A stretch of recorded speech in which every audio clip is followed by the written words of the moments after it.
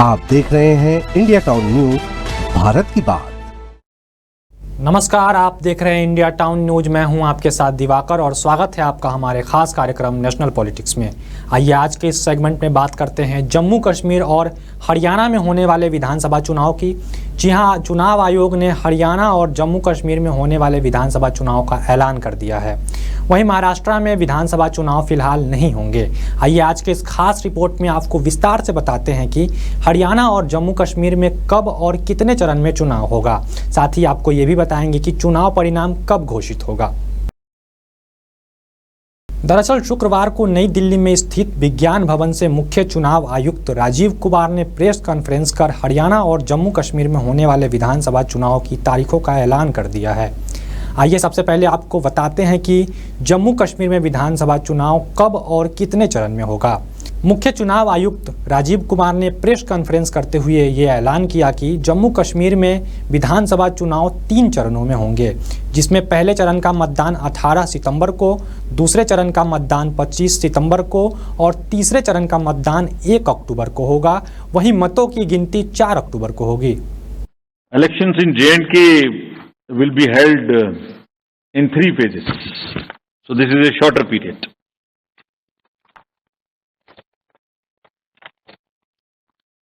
This is a much shorter period, much shorter than even the parliamentary elections, which were 5. 20th of August, just the next day of the Amarnath Yatra being complete, the 19th, would be the date of notification for the first phase. Nominations till 27th, scrutiny on the next day 28th, and date of poll will be 18th of September, and it's a Wednesday.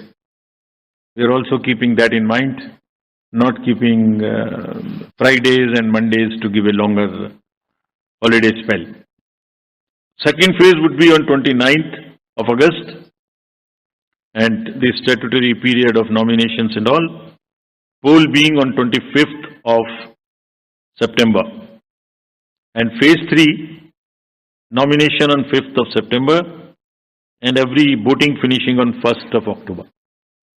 So counting would be on 4th of October, and everything would be over, wind up on 6th of October.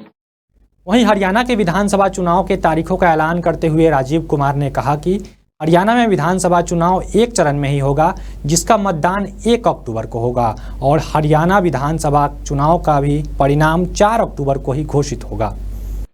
The schedule of Haryana would be in the last phase, exactly coinciding with the third phase of J&K, nomination being on 5th of September, last date of making nomination on 12th of September, date of poll 1st October, and date of counting coinciding with J&K on 4th of October, everything to be over on 6th of October.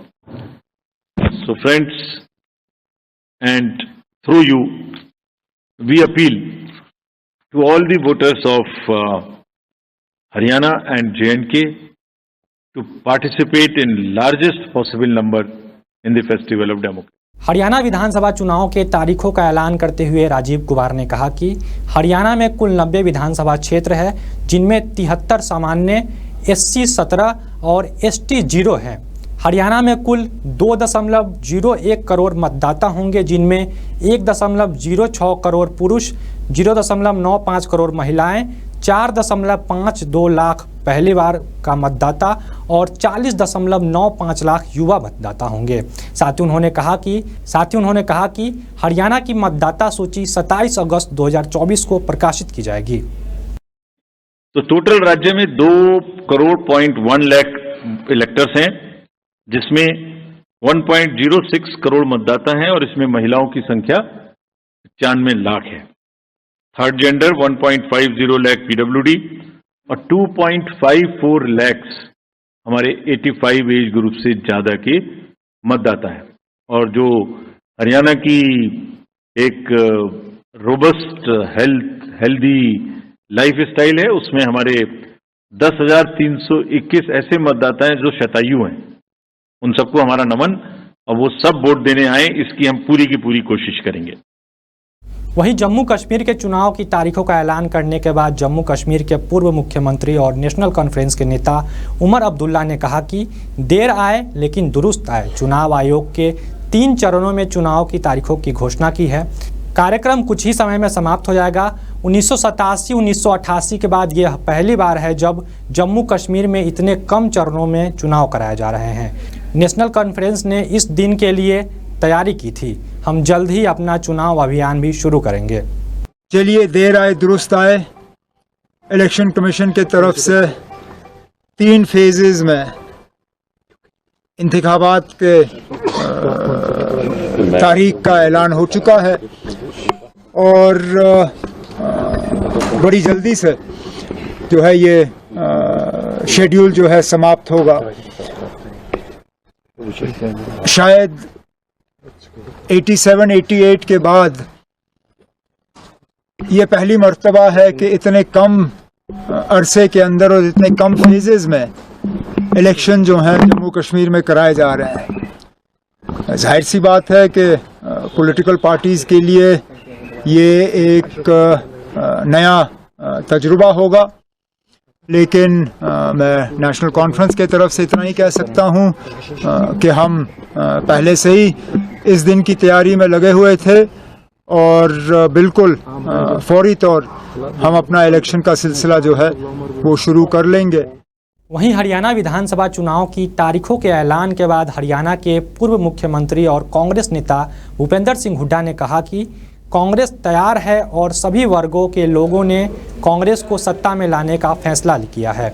साथ ही हरियाणा के कांग्रेस प्रमुख उदय भान ने media से बात करते हुए कहा कि हम इसका स्वागत करते हैं और कांग्रेस तैयार है। कांग्रेस 2/3 बहुमत के साथ सरकार बनाएगी।